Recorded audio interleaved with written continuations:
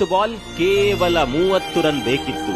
ಈ ಮ್ಯಾಚ್ ನಲ್ಲಿ ಸುಲಭದಲ್ಲೇ south Africa ಗೆದ್ದು ಬೀಗುತ್ತೆ. ಚೋಕರ್ಸ್ ಅನ್ನುವ ಪಟ್ಟವನ್ನ ಆಫ್ರಿಕಾ ಖಂಡಿತವಾಗಿಯೂ ಕಳಚಿ ಹಾಕುತ್ತೆ ಅಂತ ಎಲ್ಲರೂ ಅಂದುಕೊಂಡಿದ್ರು. ಭಾರತೀಯ ಅಭಿಮಾನಿಗಳಂತೂ ನೋವಿನ ಅಲೆಯಲ್ಲಿ ಇದ್ರು.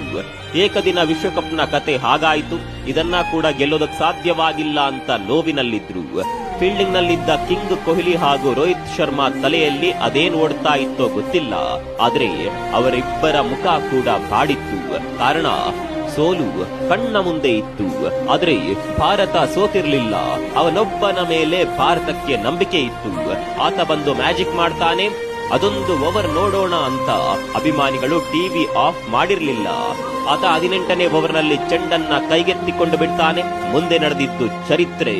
18ನೇ ಓವರ್ನಲ್ಲಿ ಬೂಮ್ರಾ ಕೈಯಿಂದ ತೂರಿ ಬಂದ ಒಂದೊಂದು ಚೆಂಡುಗಳು ಕೂಡ ಅಕ್ಷರಶಃ ಬೆಂಕಿ ಉಗುಳಿಕೊಂಡು ಬರ್ತಾ ಇದ್ದ ಆ ಚೆಂಡುಗಳಿಗೆ ಆಫ್ರಿಕಾ ದಾಂಡಿಗರ ಬಳಿ ಉತ್ತರ ಇರಲಿಲ್ಲ. ಆ ಓವರ್ನಲ್ಲಿ ಬೂಮ್ರಾ ಬಿಟ್ಟುಕೊಟ್ಟಿದ್ದು ಕೇವಲ 2 ರನ್ಗಳನ್ನ ಮಾತ್ರ. ಅಲ್ಲಿಗೆ ಆಫ್ರಿಕಾ ಕಡೆಯಿಂದ ಭಾರತದ ಕಡೆಗೆ ಮ್ಯಾಚ್ ವಾಲುತ್ತೆ.